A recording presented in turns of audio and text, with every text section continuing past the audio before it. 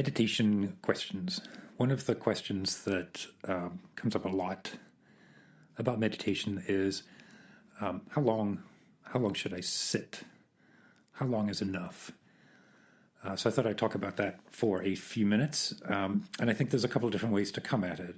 When that question comes up, I think it can mean how long should I sit in a session? How long should I sit in my life? And then in between, some related questions about what should I be doing while I'm sitting. And I want to get rid of some of those questions, or at least position them so that they are useful to think about rather than problems to get over. So the first question, how long should I sit? So let's say it's the morning, you've woken up, you've made some tea, you've fed the animals, and now you're back upstairs. And there's the cushion and a timer. You wonder how long to set the timer for. Here's what I think is the most important thing to remember about how long you should meditate. The objective of meditation practice can be achieved in a single moment. And in fact, the objective of the meditation practice is the single moment. It is full, open awareness of the characteristics and attributes of that moment. Now, I've talked before about the difference between concentration practice and insight practice, Tantra, Sutra, Dzogchen. All of those are different things to be doing or not doing in the moment. Concentration practice is the careful application of mindfulness on a single object, set a goal to focus on that object. Insight meditation is more along the lines of understanding the nature of that object and understanding the nature of the thoughts that arise. So they're different, but at its core, it is an understanding of the phenomena of the moment. So when you say, how long should I meditate? Well, look, it's not how long should you meditate. That's not a useful framing of the question. The question is, what is this moment, and what do I need to do in order to be able to come to grips with the phenomena of that moment? So, for example, one way to help come to grips with the phenomena of the moment is to take an oath. And I don't mean an oath of celibacy or sobriety or an oath to say 1,000 prayers a day for the rest of your life. I mean the oath to sit on a cushion in a particular pose for a particular amount of time. That time should be the time it is. Now, you're probably thinking, am I being tautological? Am I avoiding the question? Am I deflecting it? No. You should pick a time where you can be comfortable and focused. As the practice stabilizes, that time will become longer. Now, is there benefit to sitting with full awareness of many, many moments in a row? Yes. But the goal is to sit comfortably with awareness of one moment. And there's a balance. If I say I'm going to sit for 45 minutes in a decent pose without moving, watching my breath, paying attention, it's like any physical act. That I may not be able to do that. I may simply be unable because of the stresses in my body or the adjustments of my spine or anything to do with the physiological capability of my body in the moment. It is much better to say, I will sit for 3 minutes in this pose, and in those 3 minutes I will pay attention to each moment as it arises, or I will concentrate on this object.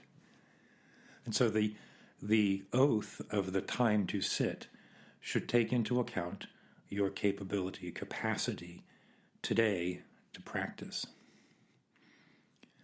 Because remember, the objective isn't to sit for 45 minutes. The objective is to sit for 1 moment. And if you sit for 3 minutes, and then at 3 minutes and 5 seconds, your knee is exploding, well, okay, so this is one of those corollary questions that's very useful. What do you do with discomfort? Now, this is my take on this, and of course, different teachers and different practitioners will have different things to say. This is absolutely a reflection of where I'm at in my practice. I believe that discomfort is an experience of the moment that should be assimilated and understood. Particularly if I'm practicing insight meditation in that session. If I'm practicing concentration, discomfort in my hips or my legs is a distraction from the object of meditation, and so it should be discarded, because that's the oath that I took for that practice.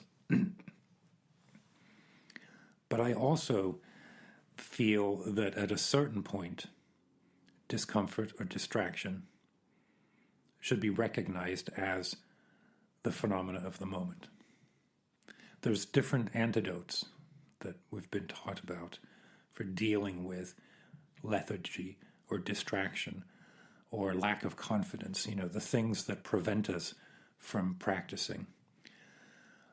And I really do believe that at a certain point, the inherent distraction of the moment, the best antidote is to stop practicing. Get up, take a walk, drink some more coffee, drink less coffee, maybe that's causing the distraction. And then come back. Or don't come back. Come back the next morning. Do you see what I'm saying? Like there's a point of self-awareness where, is this a distraction or a discomfort that I am capable of assimilating and accommodating? Or is it simply too much? A few days ago, I think the last time I put one of these meditation notes out, I was so distracted. It was maybe the first or second day of the new work from home remote in the office. A lot of different things going on. I was anxious about everything. And I recognized within about 5 minutes that all I was going to do while I was sitting was worry about work. There was nothing that I was capable of doing to position that anxiety anywhere except front and center. Do you know what I mean? I wasn't going to be able to sit with it. I was simply anxious and distracted. And so I stopped. And I think that that's an honest decision to make. Now, but it's like everything. It's a balance, because I do often say, oh, my knee hurts, I'm going to just stretch for a moment. When what I really should say is, I'm approaching a point of relationship to my ego and to the moment that is uncomfortable, because it suggests that the things I think are real, think are stable, are actually fleeting and ephemeral. And one of the ways that my mind tricks me, and I know this, is that before a true stabilization, my knee feels like it's going to break. It's not going to break. I know it's not going to break. It's one of the signs I have that I'm actually settling in. And if I can make it through that, then there's this cycle, this virtuous cycle of physical well-being, physical bliss, and mental stability. So how long to sit? Sit for as long as you said you were going to sit, I think, is the key answer there, right? And set a goal that is achievable, because you have to be physically comfortable in order for the mind to settle. And when the mind settles, it feeds back in and the body becomes a bit more confident, a bit more comfortable and confident. So what's the benefit of sitting for 90 minutes? Why do day-long sessions? Why do people do that? Well, that's a different answer to the question of how long to sit, because there are stages, like a glass of water that settles a glass of water filled with particles and dust and dirt, as it stays motionless, that settles. And it will continue to settle. Everything I've said to this point reveals the stability of my practice, the degree of stability, right? And it's probably pretty apparent that my glass of water is still churning away with particles and hasn't stopped spinning and hasn't let all of the bits and pieces sink down to the bottom. It may be there's no longer a straw, a swizzle stick in there spinning it around, right? Maybe it's gotten to that point, so I'm aware of the motion, but there's still plenty of motion there. To practice that takes time. Now, as that becomes stable, it takes less time. Back to the first idea that it's the moment that matters. As the stability of practice improves, the ability to enter into that stable moment quicker and perhaps leave it less often increases. So I know when I talk about this, it sounds very athletic, doesn't it? It sounds very effort-based, and it is. I think this is another question that's related to the question about how long should I sit. There is real focus and effort required in meditation. We use language about relaxation and focus and bliss and spontaneity and leaving things as they are. Those are all true statements, but the necessity of effort, particularly, where I'm at, where most of us are at in our practice, is extremely important. Effort, but not stress.